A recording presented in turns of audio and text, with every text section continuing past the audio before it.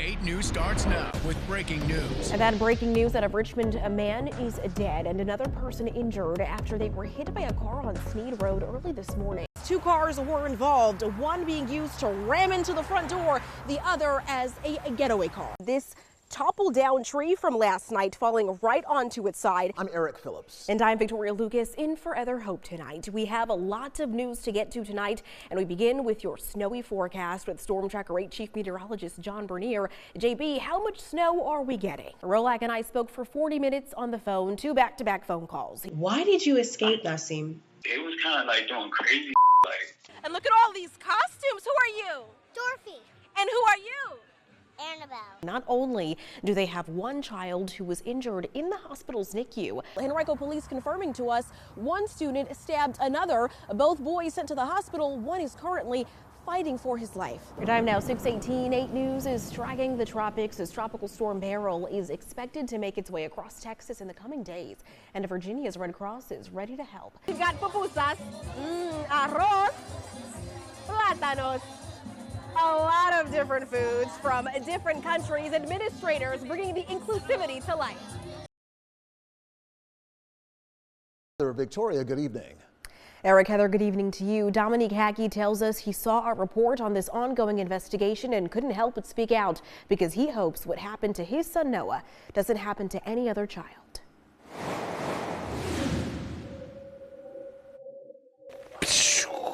Nobody is supposed to be able to hurt my child. A teary-eyed Dominique Hackey, Chesterfield's father of twins, Noah and Micah. He's holding it together in front of the kids. While reliving the emotions of September of 2023, when both of his sons were at Henrico Doctors Hospital's neonatal intensive care unit after their birth. A nurse was swaddling Noah and didn't fully turn around, just kind of looked back and said, hey, you know, I noticed that his foot was discolored. He wasn't moving it.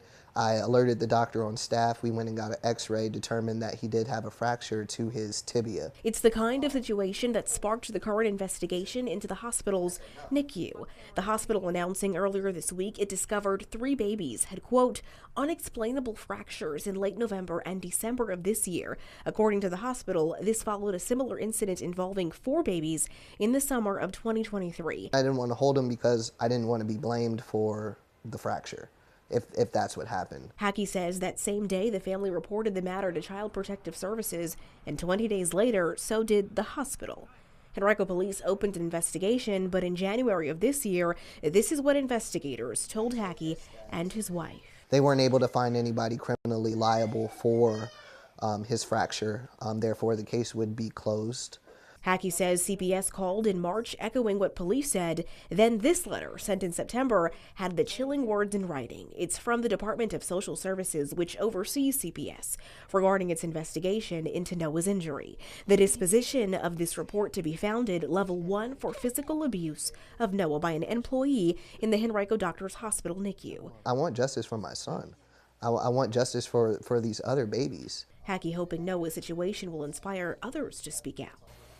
How does this make you feel? What is there left to do?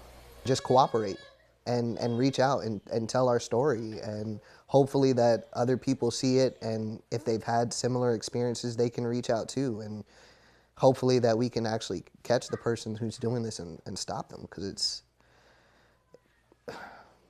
sad. We're still waiting to hear back from HCA, Virginia Health System, the healthcare network who runs the hospital. Henrico police did get back to us through a statement letting us know they are unable to confirm any additional details as this is an open investigation. You can find their full statement to us on our website at WRIC.com. Eric, Heather. Really baffling to me, a comprehensive story there, Victoria, but the hospital says on its own website there were 4 similar injuries to babies last summer, but it was the 3 recent incidents, the ones in November and December, that sparked an investigation and ultimately caused the NICU to stop accepting patients. Why did that happen after the injuries last summer? You know, Eric, that's a good question, and the answer is it's unclear. When we asked the VDH, the Virginia Department of Health, officials told us they could not comment any further on this investigation or anything related to it. And HCA Virginia Health System, which again operates Henrico Doctors, has not gotten back to us at all. Eric. Ms. Mason is reeling from the alleged abuse her child had to endure as she says he had fractures to all of his limbs. I trusted this facility, I trusted their care, and it just was not met. Ms. Mason, who is not sharing her first name, and her attorney, Lee Livingston, sitting down with our team as the Henrico Doctors Hospital's neonatal intensive care unit reopens for new patients once again. A violation of trust like this cuts deep. The hospital closed its NICU late December after 3 babies were found with, quote, unexplainable fractures, similar to an incident in 2023. Mason's son, whom she asked us to call Baby L, was born on August 18th of last year. He is one of the babies who suffered fractures in the NICU. It was a lot from limb to limb. All limbs were definitely touched. That kind of harm where every limb is fractured changes the trajectory of that little boy's life. Former NICU nurse Erin Strotman of Chesterfield County currently faces felony charges for allegedly harming one of the 3 babies injured in 2024. Did she have any interactions with your son? Yes. Yes. Mason having to find a balance, enjoying the new beginnings of her firstborn amid an ongoing investigation into his alleged abuse. My son does not get the best of me right now, so I am torn. It's not fair. I'm so sorry. I'm sorry. Livingston, Mason's attorney, tells us aside from the ongoing criminal investigation that we know of, no lawsuit on his end has been filed. He says the hospital's attorneys have reached out to he and his office, and they're waiting for more details before moving forward. Live in studio, Victoria Lucas, 8 News. Eric, Heather, good evening to you. That's right. Charlene Connor Webb moved into the multifamily home on November 1st of last year. She says before she moved in, the landlord told her there were some maintenance issues that had to be addressed. But once she moved in, she realized there were too many problems to count. And now the city has said she can't stay there anymore. I'm terrified. Where are you going to go? I don't know. Less than 3 months after moving into this multifamily home, the Petersburg City Inspector let Charlene Connor Webb know she has to go. A yellow tag outside the property tells the story, reading in part, the structure is unfit for habitation and its use or occupancy has been prohibited. This was the worst house they had ever seen.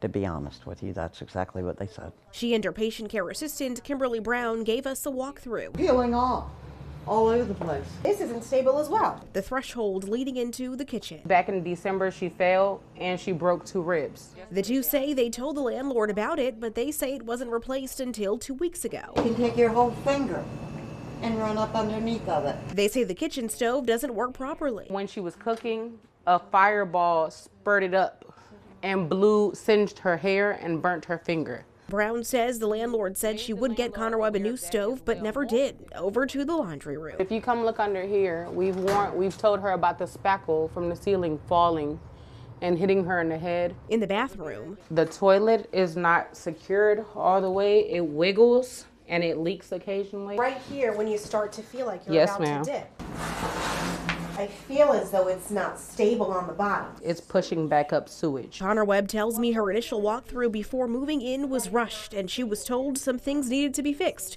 but she didn't expect this. Did you have a gut feeling that maybe this wasn't the right choice? Not at first, no, because she comes across sweet as pie and very accommodating. But when Brown called to let the landlord know that the home had been tagged by the city, she tells me, well, you'll be hearing from my lawyers, as well as we do not know why these issues are all of a sudden happening when she moved in. Connor Webb now left scrambling. What do you want right now? What do you hope for right now? I want my life back. I want to be able to have a house. I was able to get in touch with Diane Bowman today. She's the landlord. She let me know she couldn't speak with me about the situation per the advice of her attorney. When I spoke to her lawyer, who refused to give me his name, he told me there are things I don't know and that there's a, quote, game being played. He said they're planning on going to court. Meanwhile, Connor Webb must move out as soon as possible. Live in studio, Victoria Lucas, 8 News. All right, Victoria, thanks. And here at 8 News, we are always